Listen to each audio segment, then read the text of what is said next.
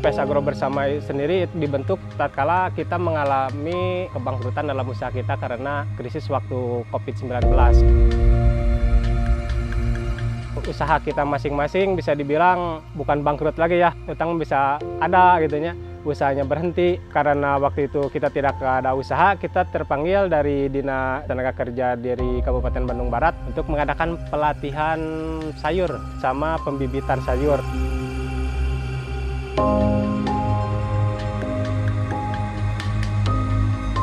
Terkumpullah beberapa orang yang mempunyai visi dan misi yang sama, yaitu membuat suatu kelompok petani yang mempunyai keinginan untuk maju dengan cara menekan seminimal mungkin ongkos produksi.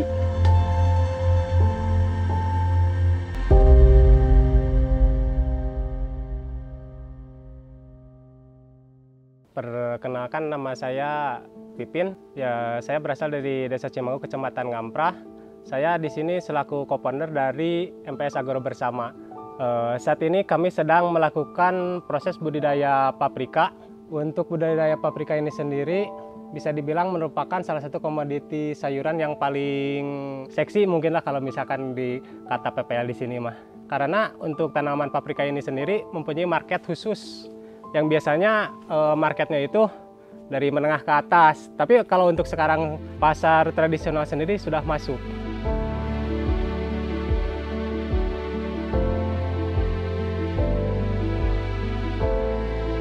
Alhamdulillah kalau untuk paprika itu masih bisa dibilang di atas rata-rata sayuran yang lain. Bagaimana caranya? Ya kita menggali lagi beberapa teknologi yang mungkin kalau di tempat kita mungkin di dalam negeri belum populer. Tapi di negara-negara lain sudah melaksanakannya, seperti dari Jerman kita ada asam humat, terus ada juga dari Taiwan itu dari bahan-bahan organik juga. Ternyata dengan menggunakan bahan-bahan tersebut, HPP yang biasanya tinggi untuk pertanian di negara kita ternyata bisa menurun sangat drastis. Malahan saya coba terapkan di pertanian paprika ini bisa mengurangi HPP sampai di atas 50%. Dengan kapasitas produksi bisa dibilang samalah, malahan bisa disebut lebih. Kenapa demikian? Soalnya dengan menekan ongkos produksi, otomatis margin keuntungan yang kita dapat justru jadi lebih tinggi.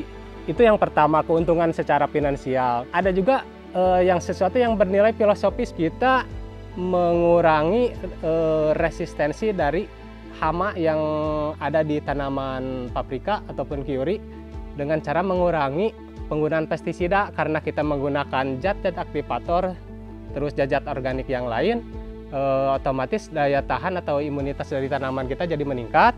Terus ekosistem mikroskopik yang ada di media tanam kita juga jadi terjaga, tidak hilang. Karena kalau misalkan kita full sama kimia, otomatis itu hama resistensinya lebih cepat naik. Terus ekosistem mikroskopik yang banyak membantu perakaran, pertumbuhan dari dalam, walaupun tidak terlihat dari kasat mata, itu bisa lebih cepat, lebih reaktif di media tanam kita, sehingga imunitas dari tanaman kita meningkat.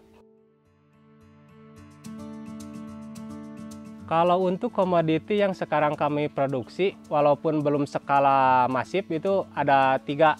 Yang pertama paprika, yang kedua kita di kiuri, satu lagi asparagus. Alasan kenapa kami memilih 3 komoditi utama ini, yang pertama mungkin kita melihat karena dari pangsa pasar yang cukup luas. Permintaan pasar itu banyak, sementara untuk petani yang menanam komoditas tersebut bisa dibilang kalau kita lihat produksinya masih kurang, suplai ke pasarnya itu masih kurang. Jadi kita berusaha untuk mengisi kekosongan suplai barang tersebut. Komoditas ini bisa dibilang kalau di sini mah, di daerah sini bisa mungkin di lapangan kita tanam tomat atau tanam cabai, tapi belum tentu kata orang bisa tanam paprika di dalam GH, atau belum tentu bisa tanam sayuran seperti kiori atau asparagus di lapangan. Itu membuat kami jadi merasa tertantang untuk membuktikan kami juga bisa, kami juga mampu. Ternyata alhamdulillah setelah kami terjun langsung, walaupun bisa dibilang kami 0 pengalaman untuk menanam paprika. Modal pertama, modal keinginan yang kuat. Kita juga meminta doa sama orang tua kita. Karena kita mau bersaing sama suhu-suhu nih. Kami ingin membuktikan, dan ternyata selama 2 kali kami melakukan proses tanam paprika, alhamdulillah tidak mengecewakan. Malahan kalau misalkan dibandingkan dengan tanaman yang pas tanamnya kita berbarengan antara yang dimiliki MPS Agro Bersama sama yang lain, alhamdulillah ternyata dari segi produksi, dari segi vigor tanaman, terus dari segi penurunan HPP kita lebih unggul.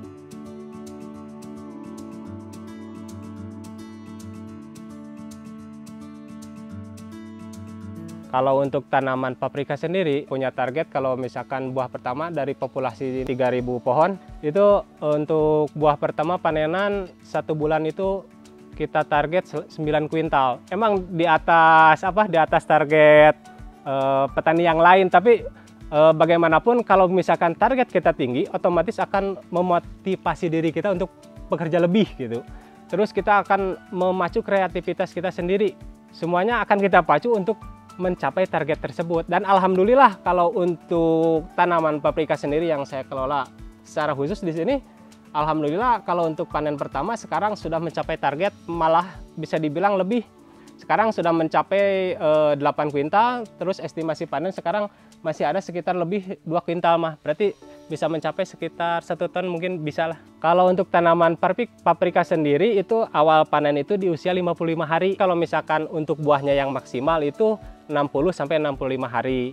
Tapi kalau misalkan untuk supaya kita menjaga pertumbuhannya ke atasnya lebih bagus, panen 55 hari itu lebih baik daripada kita memanen buah pertama sampai umur 60-65 hari, karena pertumbuhan ke atas akan sedikit terganggu. Kalau misalkan grade A itu kalau sekarang masih harganya di atas 25.000, sekitar 29, paling rendah kemarin 26.000. Tapi itu masih di atas HPP juga. Tapi selain itu juga masih ada juga grade yang lain yang CK sama TO itu juga alhamdulillah masih bagus harganya, sekitar 10-18.000. Kalau misalkan kita kalkulasikan all grade gitu 25.000 lah kita kasih rata, bisa mencapai 9-10 juta lah kalau 1 minggu itu panen deh. Kalau untuk komoditi Curie sendiri saya juga sama tim sebelum kita tanam kita juga membuat tabel untuk target produksinya.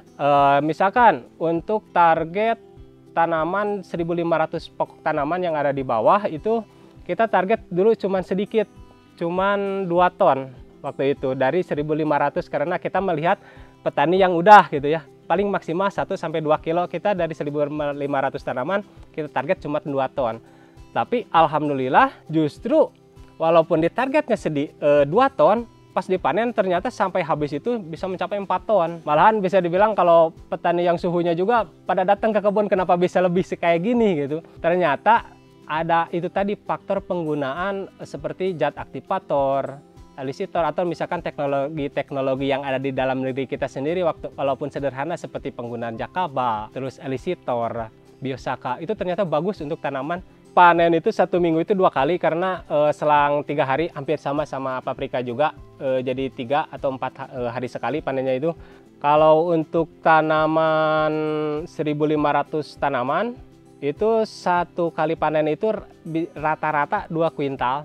Jadi kalau 1 minggu itu rata-rata antara 3,5 sampai 4 kuintal. Kalau untuk harganya sendiri sekarang bisa dibilang agak di bawah ya, karena kita masuknya ke pasar konvensional. Harganya sekarang itu di kisaran 5.000. Tapi pas beberapa bulan kemarin di GH yang sebelah bawah di sana itu bisa mencapai 25.000 itu di pasar. Alhamdulillah kalau waktu itu mah 25.000 kali 2 kuintal ya sekitar berapa? 5 jutaan gitu lah. 4 kuintal kali 5.000 2 juta. Tapi alhamdulillah itu juga masih di atas HPP juga.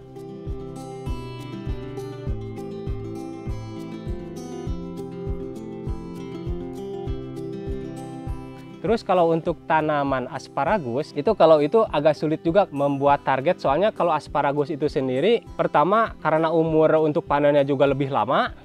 Bisa sampai baru panen itu sekitar 6 bulan dari biji itu. Pertama panen itu paling cuman 1 atau 2 batang. Misalkan kita tanam 500 pokok tanaman, 3 bulan itu paling kita dapat cuman 1 kilo pas pertama kali tanam. Itu juga beberapa kali panen. Tapi kalau misalkan sudah cukup umur untuk memproduksi karena perakaran sudah luas, itu bisa sampai 10 kilo untuk 500 tanaman. uniknya untuk asparagus itu sendiri, semaksimal mungkin jangan memakai bahan-bahan kimia. Jadi kalau misalkan ada permintaan dari resto atau dari hotel ataupun juga dari kafe yang minta organik, kalau untuk asparagus itu sendiri bisa full organik, soalnya sangat anti dengan bahan-bahan kimia. Kalau asparagus itu kan panennya tiap hari ya. Kalau nggak salah satu kali panen itu bisa mencapai 10 kilo. Dan harganya di abodemen kalau sekarang itu 60.000. Berarti sekitar satu kali panen itu 600.000.